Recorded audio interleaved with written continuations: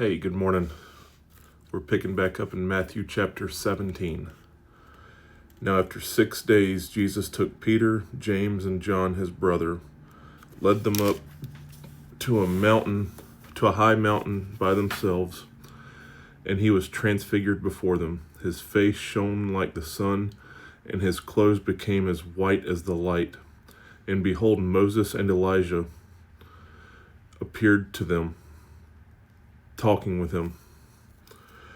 Then Peter answered and said to Jesus, Lord, it is good for us to be here. If you wish, let us make here 3 tabernacles, one for you, one for Moses, and one for Elijah.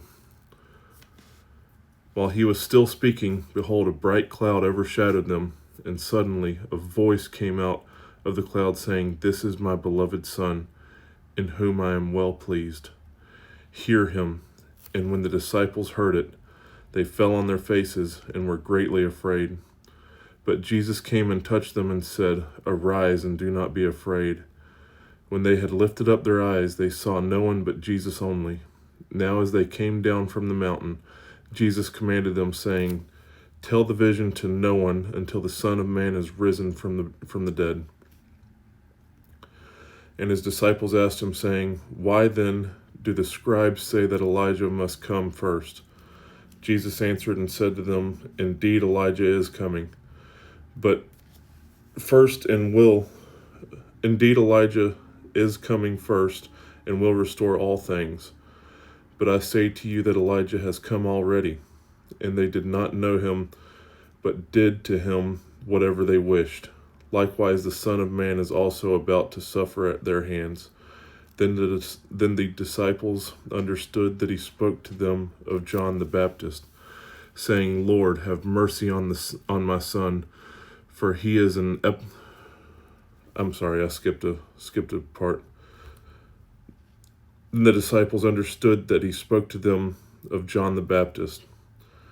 Verse 14, And when they had come to the multitude, a man came to him, kneeling down to him, and saying, Lord, have mercy on my son, for he is an epileptic, and suffers severely.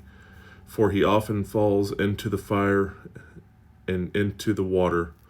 So I brought him to your disciples, but they could not cure him.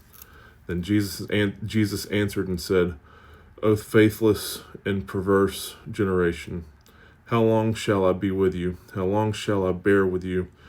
Bring him here to me. And Jesus rebuked the demon, and it came out of him, and the child was cured from that very hour. Then the disciples came to Jesus privately and said, Why could we not cast it out? So Jesus said to them, Because of your unbelief.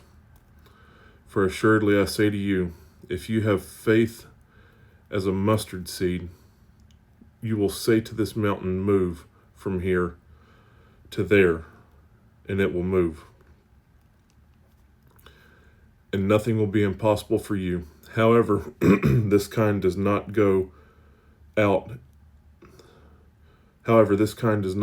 except by prayer and fasting.